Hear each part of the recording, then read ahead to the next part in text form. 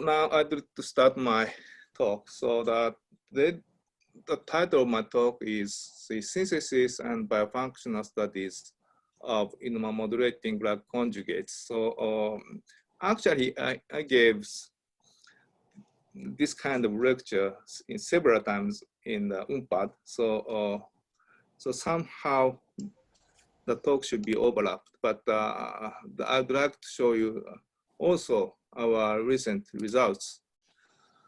So cell surface actually covered by many kinds of glycans. Glycans are kind of the sugar molecule. So most of them sometimes they are polymer, and sorry, in the glycolipids case, they are oligomers. So the cell surface glycan exists as glycoconjugates such as glycoproteins or glycolipids. And because the surface are covered by these glycans, so such as viruses and sometimes antibodies and sugar recognition molecules, so sorry, can interact the cell surface glycans. So that means these surface glycans can work as the signaling molecules for self, non-self, and altered cells. So altered self means, for example, cancer cells or virus-infected cells. So the surface structure of the glycan are actually altered in comparison to normal cells, healthy cells. So antibodies and innate immune receptors, lectins, can recognize, for example, the molecule, the glycans from bacteria to activate our immune system. And also the antibody should be produced against the sugars to bacteria. So these are very important molecules for infection, inflammation, immunity, and cancer.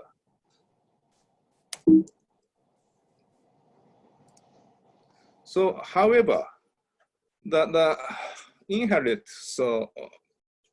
actually issue for studying this kind of glycans. So natural glycans always have complex structure and always heterogeneous. And sometimes they are multifunctional. So for example, in one glycan can interact with several target proteins.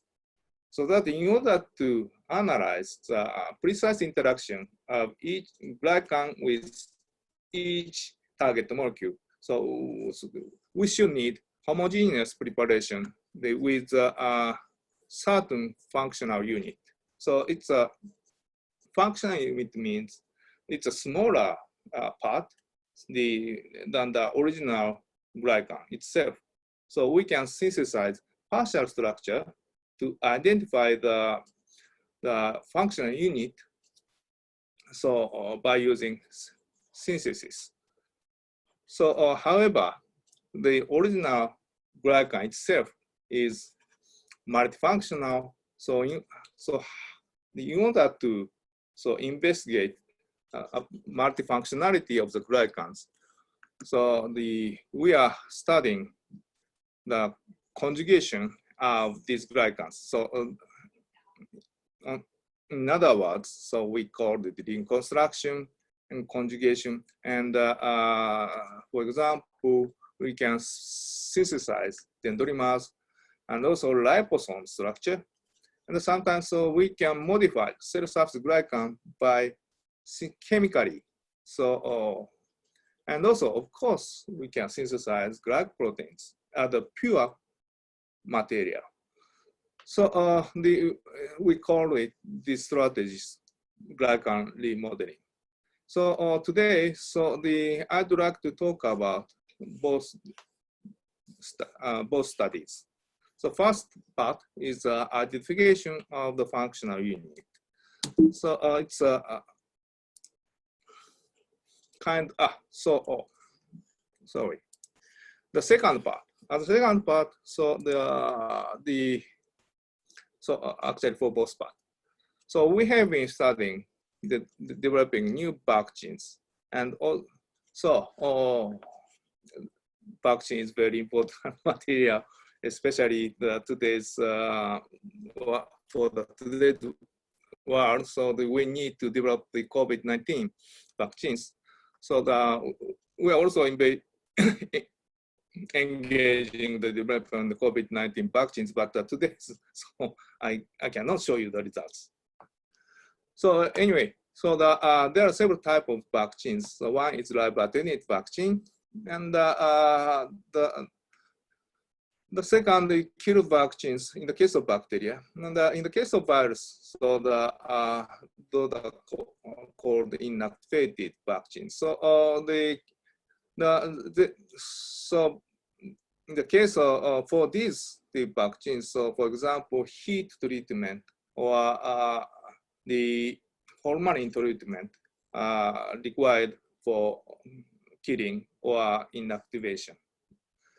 And the third one is recently most of the vaccines as developed as the purified antigen vaccines, because so the lab attenuated vaccines, so they actually viruses and the bacteria still living. So of course the toxicity are weakened, but still they sometimes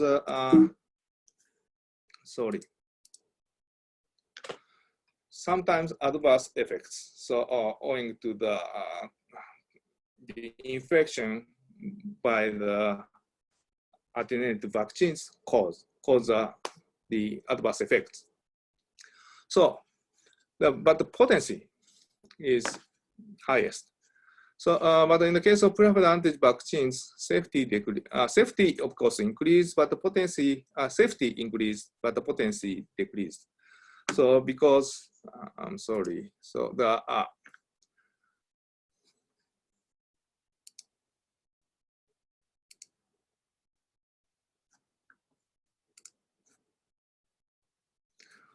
okay, so because immunogenicity of pure antigen is usually weak. So in order to promote the immune system, so addition of adjuvants that can help the antibody production should be necessary. So today's talk. So first, I'd like to talk about the adjuvant development by chemical synthesis. So this slide shows the FDA approved adjuvants. So there are 1, 2, 3, 4, 5, 6, 7 adjuvants. But now FDA so actually promote the use of alarm S04 MF59 and S01B and CPZ 1018. So not S03 and the virosomes. So alarm is just aluminum source. So this can be developed in 1924 and has been used for almost a century. So this can activate actually our immune system. So of course, alarm can insolubilize antigen to make some particles, small particles. So the small particles can be readily uptaken by many kinds of immune cells. So formation of this kind of particle is very important. So then the 1997, Novartis developed the MF59. It's just composition is squalene 2080 and span 86. These two are surfactant, and this squalene is just oil. So MF19 also can make some particles, the oil and water emulsion particle. So to promote the antigen uptake. And S03 have the similar composition. And on the other hand, S04 contains MPL. So what is MPL? I will show you the structure. It's a kind of glycolipid. So MPL, S04 contains both aluminum salts and also MPL. MPL activate our immunity. So S01B also contains MPL, also contains some saponin. And the CPZ, this is a motif of DNA. So it's a small DNA fragment. And this can be approved as adjuvant in 2017. So this can also activate innate immunity. So this recent approved 3 adjuvant contains the compounds that can activate immunity. So and interestingly, so these newer developed adjuvants developed as adjuvant against viruses, for example, hepatitis B, influenza. And the original one also can be used for the vaccines against bacteria. So I think we need to still develop the adjuvant against bacteria. So I'd like to explain in more detail about the MPL. So this compound was developed by GlaxoSmithKline, so big pharma. So so this is kind of the lipid derivative. So lipid is a cell surface glycoconjugate of gram-negative bacteria. So actually, this is a component, partial structure of the component on gram-negative bacteria. So they derive this molecule from Salmonella species. So the green one are our compounds. So we have been studying about this in this field more than 40 years from my supervisor's age. So this is this compound is called lipid A. So this is Escherichia coli lipid A. So this molecule has the 2 sugars. So the glucosamine 1,6, so glucosamine, that's a structure, and the 1 and 4 prime phosphate, 1 and 4 positions are phosphorylated like this. And this has 6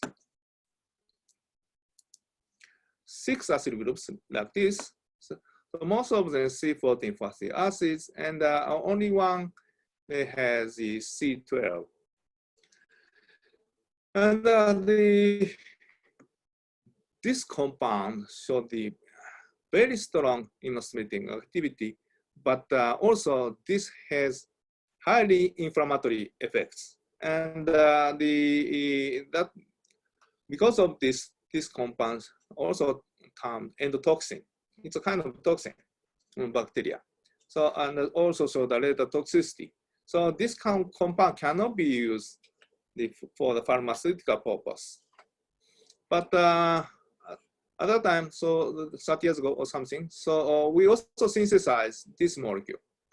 So lacking 1 phosphate, and found that this has the immunostimulating activity of this compound is moderate. This is a mild agonist of the receptor.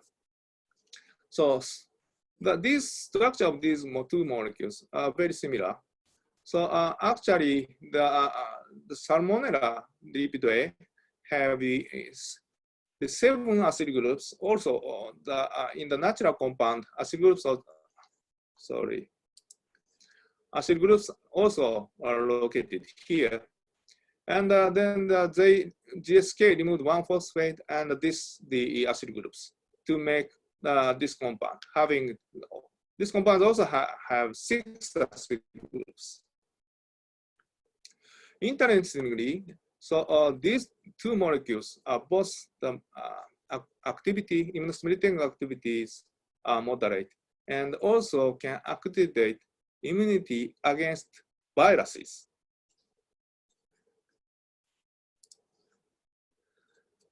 So my supervisor, my mentor, Professor Kusumoto and Shiba, this first synthesized this molecule in 1983. So that's a very the long story. So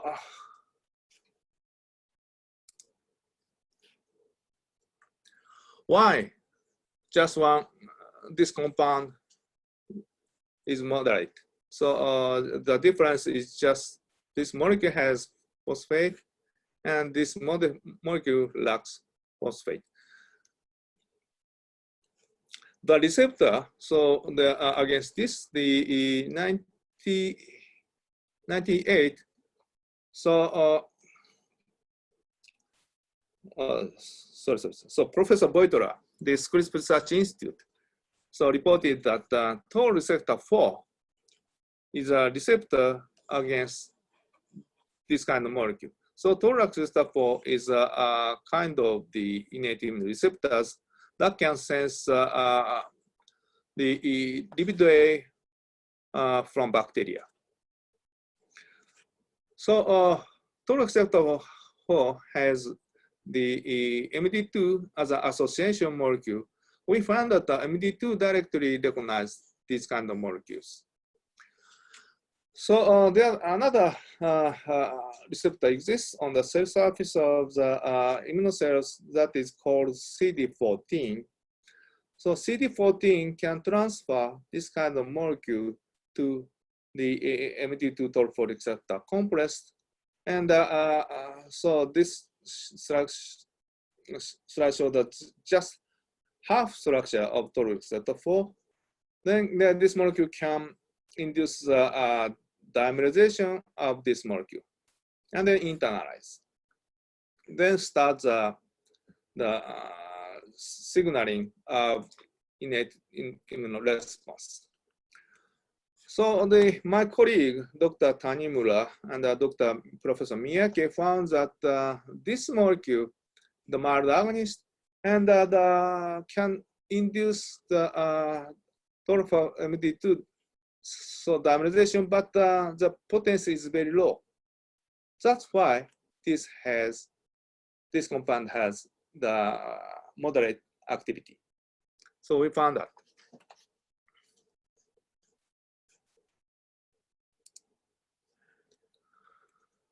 So this molecule can induce dimerization like that. This structure was solved by Professor Gio Lee in 2009.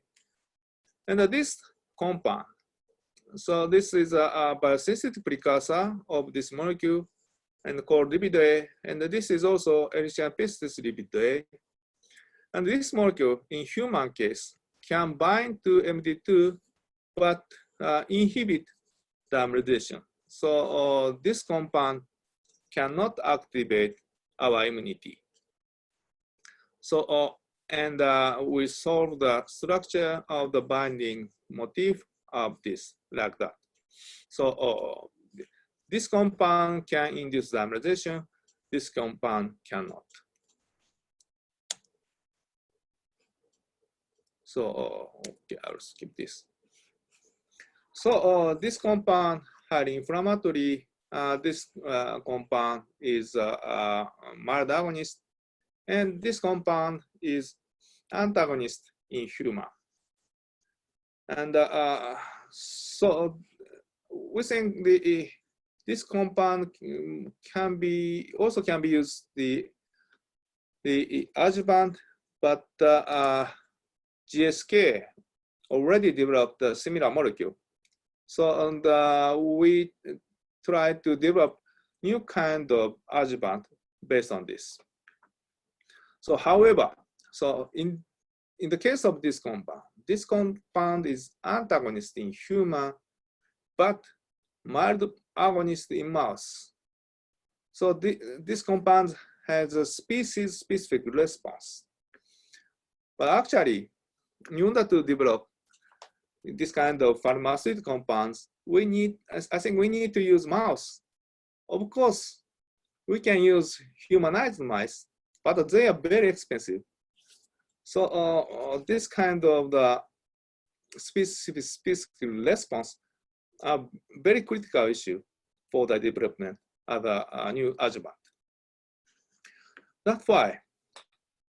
So we focus lipidoid from host-friendly bacteria, both to mouse and humans. Of course, safety and species-specific response are key issues for developing this.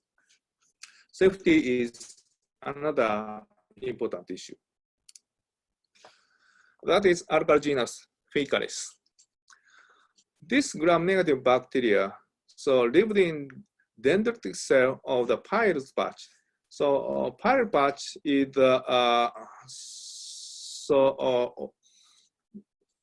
organella, a kind of organella. So the sorry, not sorry, it's organella tissue. So kind of the immunotissues. So in the intestine. Usually, pilot patch is located in small intestine. There are many pilot patch exist in the small intestine. So the pilot patch actually regulates immunity, especially for the surface immunity. And so our colleague, Professor Kiyono and Kunisawa in Tokyo University, University of Tokyo, found this bacterial species actually can live the inside of the dendritic cells of the pilot patch. So they are real commensal, so symbiote for us and also for mouse. And they should regulate, because of that, they should regulate the immune system. And alkaline fecales in pilot patch show no detrimental activity, such as lethal toxicity. So this bacteria is living in our cells. The molecules comes from this bacteria should be safe. So it's our concept. So that's why we expected alkaline fecales, lipopolysaccharide and lipidoid is expected as a safe and effective adjuvant. When we isolate lipopolysaccharide, lipopolysaccharides contains in its molecule lipidoid with longer glycan path. So lipidoid is the active entity of the lipopolysaccharide. So we check the inflammatory effect and the toxicity of the lipopolysaccharide from E. coli and alkaligenous fecales. So this is a mock alkaligenous fecales, then this is E. coli. So as you can see, E. coli lipopolysaccharide in this very inflammatory effect on the lung of the mice. So alkaligenous lipopolysaccharide did not. And please see this slide, the mice rectal temperature. So in the case of alkaligenous lipopolysaccharides, you can see the very little effect on the mice rectal temperature in comparison to E. coli. So we also checked the lethal toxicity, and so the alkaligenous fecales lipopolysaccharide didn't show any lethal toxicity. So this molecule actually is safe. Then we check the immunostimulating activity. So by measuring IL-6, so E. coli, LPS induced the IL-6 like this curve, and actually alkagenous fecals LPS showed the almost 100 times less active than the E. coli. So that means this compound showed the moderate immune activation. And interestingly, about the promotion of the antibody production, this is very important activity. So the alkagenous LPS show the higher IgA production than the E. coli. So immunoglobulin A, so it's very important molecule for mucosal immunity. So that we expected this molecule can be used as an adjuvant for the mucosal immunity, mucosal vaccines. Sorry. So then by the collaboration with Professor Antonio Molinaro and Alba Silipo and Dr. Flaviana Di Lorenzo of the University Napoli in Federico II. So actually we isolate lipopolysaccharide and found this kind of lipo-oligosaccharide is a major compound in the LPS fraction, and determine the structure like this. So this has several sugars and lipid part, and the structure of the lipid part, lipid A, is like that. So the structure between these two, alkagenous and also E. coli lipid A's, are very similar. So both has 6 acyl groups. And this acyl group, the C14 acyl group, and move to this position in fecal lipid A, but the chain length is somehow shortened. And also, this molecule had additional OH group here. So these two small difference actually cause big difference in activity.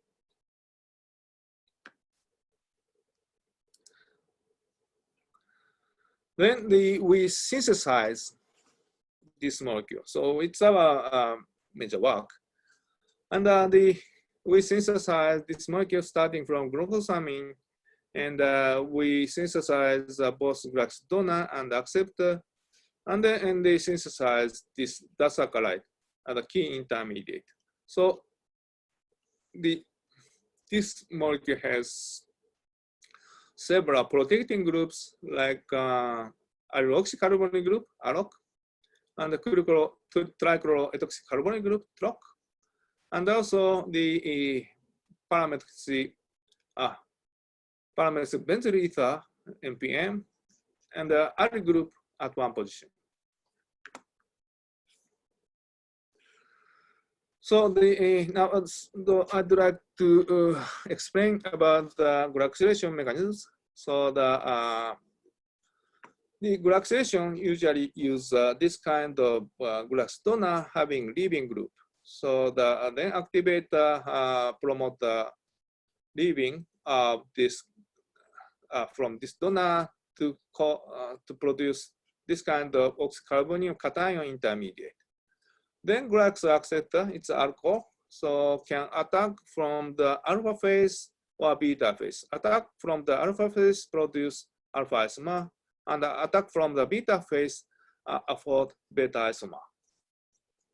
So as for the leaving group, this kind of leaving groups has the having so mainly used, for example, halogen, fluorine, chlorine, bromine. So iodine's case is unstable. So and also imidates and also SR, thioglycoside. So activator in the halogens. So fluorine's case, the activator is hydrolase acids, and chlorine bromine case soft release acids like silver sulfurate. And in immediate case, also limited has this OC and double bond. So this can be readily activated by hydrolysis acid. So the andesite cyclohexide, so the sulfuric reagents, so N-iodosuccinate, N-iodosuccinate, and tryptic acid can activate this kind of molecule. So today's talk, so I use these two imitates and cyclohexide. So how to construct this beta glycosyl bond stereoselectively. So for the synthesis of lipid A, beta selective glycosylation is necessary. So lipid A itself have this kind of the N-acylated structure. So, but the activation of this kind of the N-acylated the glucosamine cause this oxidation intermediate because this NH is somehow acidic. So, but this oxidation is not is not so active. But also we want to synthesize this disaccharide. But in that case, so if RCO is this double acid group like lipid A, so this eliminated product was produced. So we need to construct new glycosylation method. So then this, in the case of TROP group, trichloroetoxicarbonyl group, this proton is not so acidic, much less acidic than this. So this carbonyl can participate from the alpha phase, but cannot produce oxazoline. Then the acceptor alcohol can attack from the beta phase to form the beta glucosidic bond stereoselectively. So we use timsturflate and we use Schmidt trichlor as the imitate for the coupling, and we use timsturflate. So we can obtain this kind of disaccharide 74, in this case 74%, but sometimes we can get disaccharide in almost 90% or more.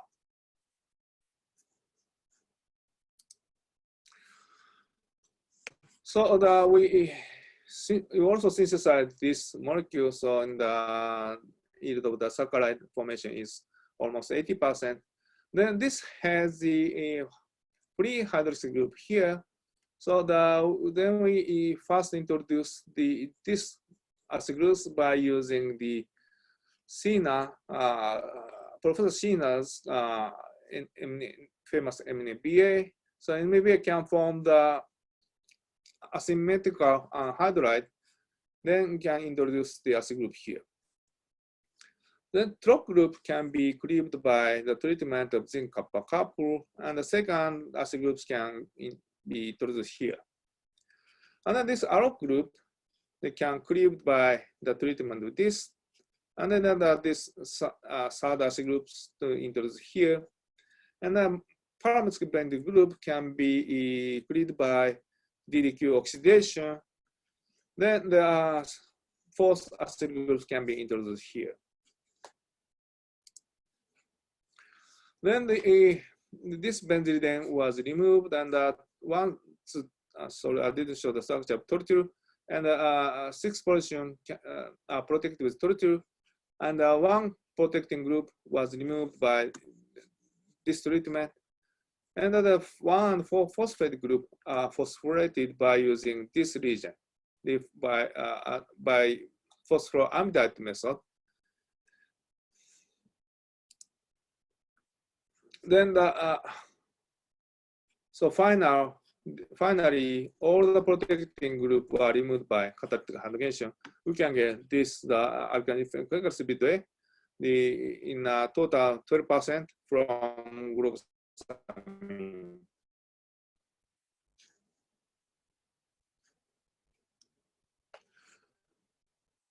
Oh, sorry.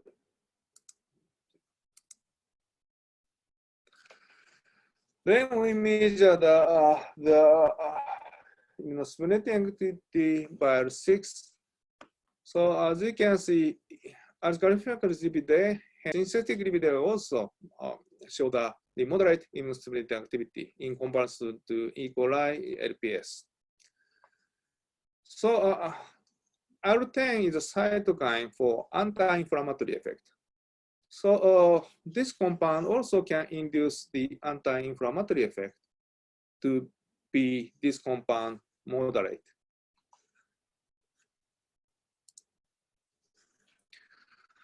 So then we check the adjuvant activity.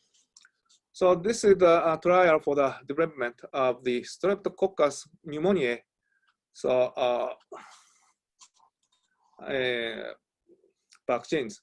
So this time we use Streptococcus pneumoniae, the polysaccharide as antigen, and lipid as an adjuvant. So we recently published this.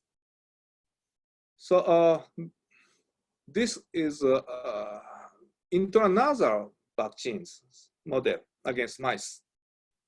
Intranasal means from nose. So as you can see, so we first check the IgA, that is important for mucosal immunity. So this is from the nasal wash, this is from valve. So alkalogens every day, so we use a cholera toxin. So this has been used so as an adjuvant for the development of nasal vaccines. So in the case of IgA production, so alkalogens lipid shows much better effect than the cholera toxin. So and in the blood, antigens. So serum IgA somehow smaller, and but serum IgG. So our new adjuvant can induce IgA and IgGs in the serum. So as you can see here, so this compound is also good adjuvant against serum antibody production. Oh, sorry, this this part is Japanese. So this is a challenge of the smallpox and pneumonia to mouse. So we use this is alkalogenous lipid A and a choletoxin adjuvant. So these two are immunization of vaccines. So these vaccines can inhibit the infection and survival rate perfect. So both are very good. And but the toxicity actually of a compound is much better than cholera toxin. This is my major talk today. And so in order to do this alkalogen effectiveness lipid, so as I already told you, we have developed this kind of the monophosphate lipid as adjuvant, and we also synthesize this lipid having one phosphate, and also the lipid from the parasitic bacteria. And we also have been developing the peptide-based adjuvant, like this diacylated and water-acylated lipopeptides, and also the natural antibody ligands, such as this tetrasaccharide. It's an ongoing project. And I'll just show you small results for this because so Gelinton and Kindi, So they are students from your university actually studying this project. So their project is they synthesize this trisaccharide, and they connect this trisaccharide with cancer antigens, so vaccines for cancer vaccines, and also the alpha-gal. So this connect the anti-cancer antibodies to promote anti-cancer, so the anti-cancer activity. So what is this? This is a natural antibody against alpha-gal epitope. Sorry, the alpha-gal epitope. So this is famous as the antigen from pig and also mouse and other animals. But human lacks this trisaccharide, and also bird. And not only human, but also old world monkeys, as well as apes like chimpanzee, orangutan, and those gorilla. They also lack this alpha-gal epitope. Instead, this kind of species has large amount of anti-gal antibody in the blood system. Actually, 1% of IgG is the antibody against this. So because all humans so has this antibody against alpha-gal epitope, so we call it natural antibody. So this trisaccharide induces very potent immune responses. So for example, the xenotransplantation from pig kidney to baboon, so that causes hyperacute rejection like this. So this kind of immune response can be used for adjuvants and also the for making armed antibodies with alpha-gal. So this is a concept.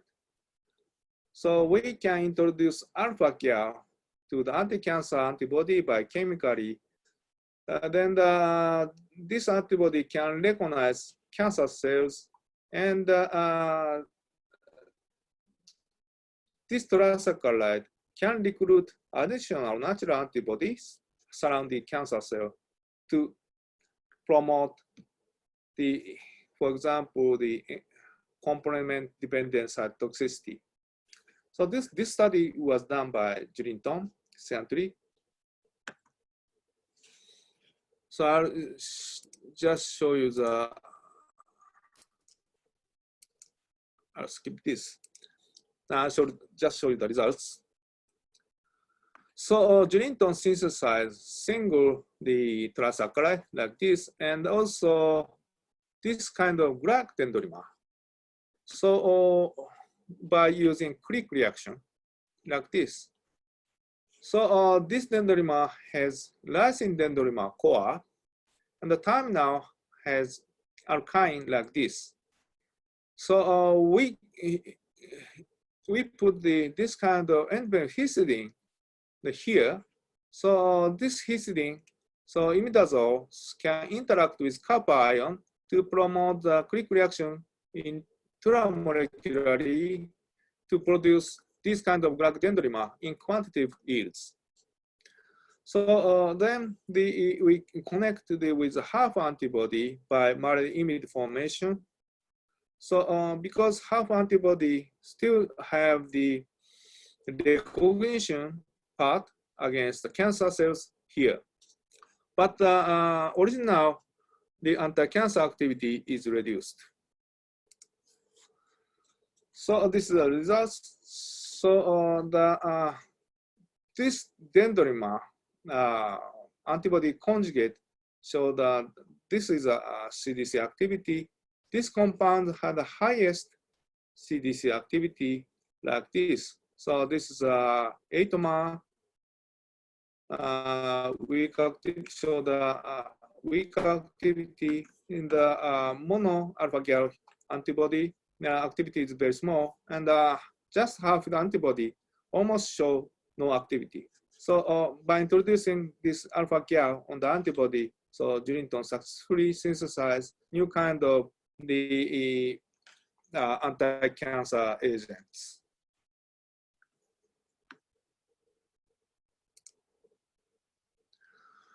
So final part. So I'd like to show you almost a concept. So we developed the adjuvant, for example, lipid A. You have developed. So by connecting the antigen adjuvant by chemically, so this adjuvant can recruit antigens to the antigen presenting cell via the interaction of toll receptors and adjuvant. And also, this is lipidic. So lipidic adjuvant can form aggregate, the small particles. So immunocells can readily uptake these particles. So this is a second and advantage to promote antigen uptake. And we can use minimal epitope antigen so to induce a specific response to antigen. Homogeneous preparation is possible, and that can increase the safety for the better quality control. Of course, adjuvant activate immune response. So, for example, we synthesize this kind of peptide, immunopeptide. This is immunoactive peptide, and this is a sugar peptide as a cancer antigen. And this part is also peptide. This is the so-called T helper cell epitope that can activate T cell. So we can synthesize this kind of glycoconjugates as the anti-cancer vaccine candidate. Then we immunize. So actually, the antibody induced by the vaccines can recognize the cancer cells like PANC1 cell, and this is a pancreatic cancer cell line, and the HepG2 cell line, as you can see here. So the immunization of this kind of molecule work very well in mouse.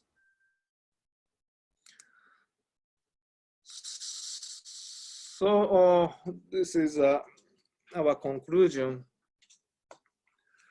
So we synthesize adjuvant so against toll receptor 4 from the symbiotic bacteria, and the second part we use the carbohydrate antigens, so alpha gal for the adjuvant as adjuvant, and also by combined use this, we can activate the acquired immunity and antibody production.